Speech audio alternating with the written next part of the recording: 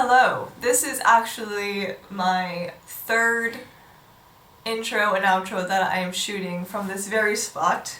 I'm doing a bulk intro and outro session, but I am right now in Nice, France, and I'm here for a marathon. Yeah, I've been training for this marathon for 12 weeks, and the day is finally here. The marathon goes from Nice to Nice to Cannes in the south of France. And I'll be running along the coast pretty much the whole time. 95% of the time is along the coast. I'm really excited. The weather is supposed to be amazing. And I'm here with my fiance Joseph and my mom, which is really nice. It's really nice to have their support and yeah, to have them here with me because running a marathon can be lonely regardless, I think. And then if you don't have support with you, it can be even more lonely, so I'm really happy that they're here with me. I thought it would be fun to share with you guys my experience, my thoughts. I don't know, I usually really enjoy marathon recap vlogs type of things, so let's get into it.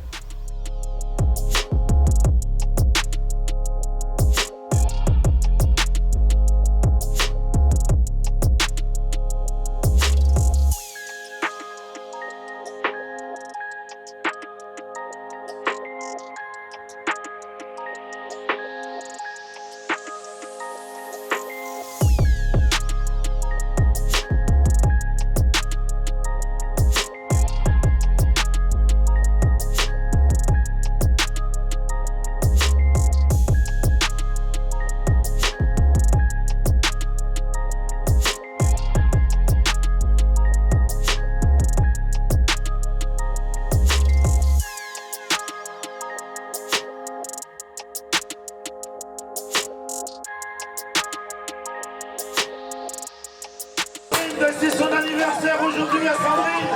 Bon anniversaire ma Sandrine. Allez Sandrine, bisous. Nouveau départ ici en direct de promenade des Anglais. Mais il me fonce mes vos yeux. Que la force soit avec toi. 42 km 195. Fly with the stars, I'm free. Party all day, every weekend. Make it boom boom to the beat. Make it boom boom boom, boom boom boom. Fly with the stars, I'm free. Party all day, every weekend. Make it boom boom to the beat. Make it boom boom boom, boom boom boom. I'm glad to be alive, yeah. Cause I don't wanna waste my time, no. Yay! The city's really not my vibe now, so I'm moving out my parents' house now to go and live another life.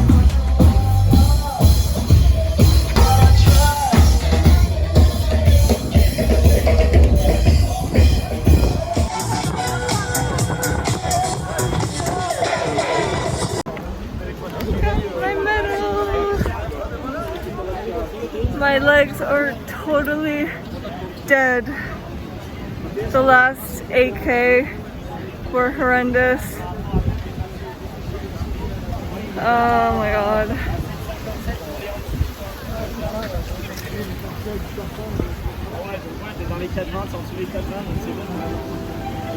It's over!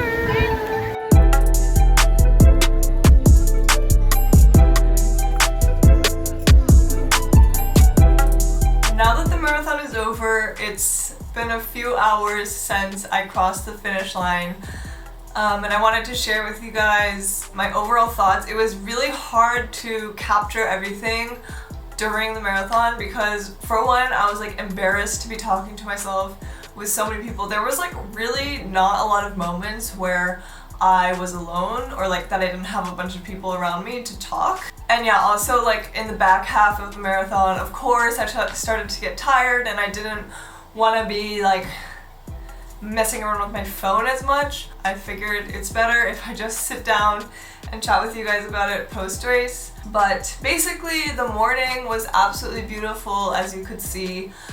It was great sunrise and super sunny. I waited for the porta potty for a good like 30 minutes.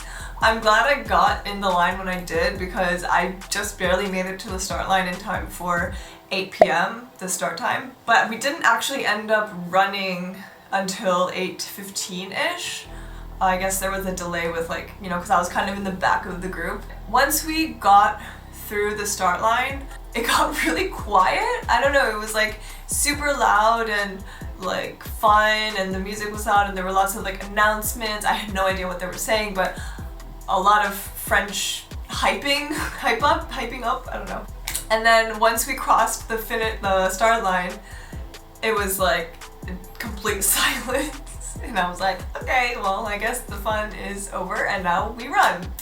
Yeah, the course was beautiful, like absolutely stunning. The sea was on our left-hand side pretty much the whole time. In the Antibes, which was like kind of like a peninsula, I guess, between Nice and Cannes, the views there were absolutely amazing. I couldn't get enough of them. No one else was taking photos or videos, and I was like, what is everyone doing? Like, this is stunning. I mean, maybe they're more used to it than I am, but I was stopping to take photos, and yeah, I just couldn't help myself. Until Antibes, which was like 30 kilometers in, which is about, I don't know, 29 miles? About? Wait, no, not 29, what am I saying? 19. It's about 19 miles. Up until that point, I was feeling quite good. I mean, I was tired, my legs were starting to feel it, but I wasn't debilitated in any way. But then once I got past Antibes, I started to really feel it in my legs, and my longest training run was 22 miles. So I was like, okay, I just gotta get to 22 miles. I know I can do that, and then the rest I will just figure it out when I get there. But then by the time I got to 22 miles, I was already so tired, and my legs were killing me. And it's just so weird because in my training run, when I did 22 miles, like, it was totally fine. I didn't feel super tired by the end of the 22 miles, but for some reason in the marathon, I got really tired. Maybe it's because it was a bit more hilly than my training runs, I'm not really sure. But yeah, by the time it was like 22, 23, 24 miles, I was dying, and the course got quite hilly towards the end. It was really flat until Antibes and then past Antibes, and there was just like rolling hills, and the hills weren't that bad, but with 23 miles on my legs, I was really tired. I had to stop to walk a few times, and once I started to stop, I kind of lost momentum, I feel, and I kept stopping.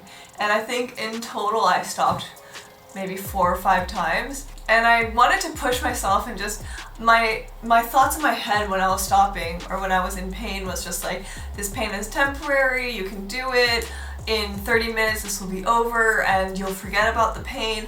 But my legs were so tired and like almost numb. Like I was almost like delirious, like I didn't really know what I was doing. I was just like moving my body, but like I didn't feel like I was myself, really.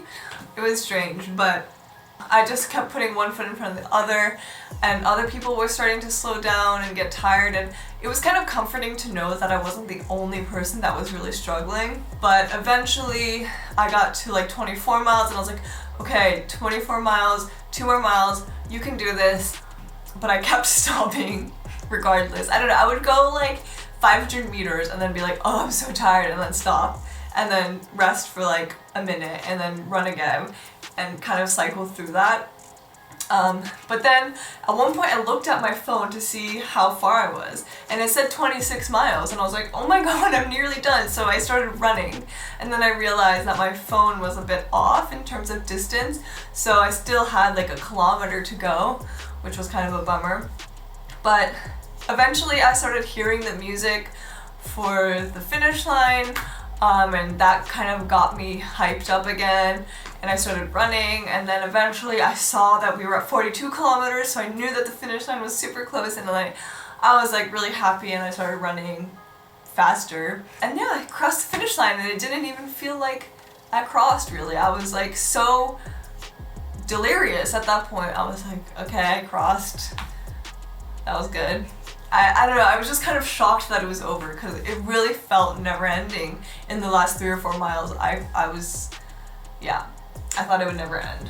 Yeah, and then at the finish line they gave us our medals, and they gave us a bag with a banana, some sort of nutrition bar, chips, gummies, water. And then I met up with Joseph and my mom. Yeah, they also met up with me around kilometer 32, which is about mile 20, I guess.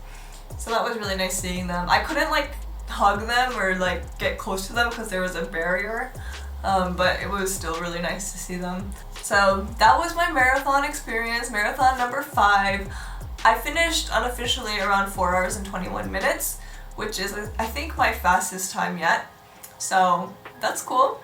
I still need to figure out like my fueling, I think, because my fueling was not the best. Like I think I kind of bonked, to be honest, which is kind of a bummer to say after 5 marathons. I feel like I should have it more dialed in at this point, but I'm still trying to figure out what works best for me, and I think I need to get better at like putting calories in my system as I run, because I fueled on dates, but I don't think dates are enough for a marathon. I think for training dates are enough, but I think for marathon you need more.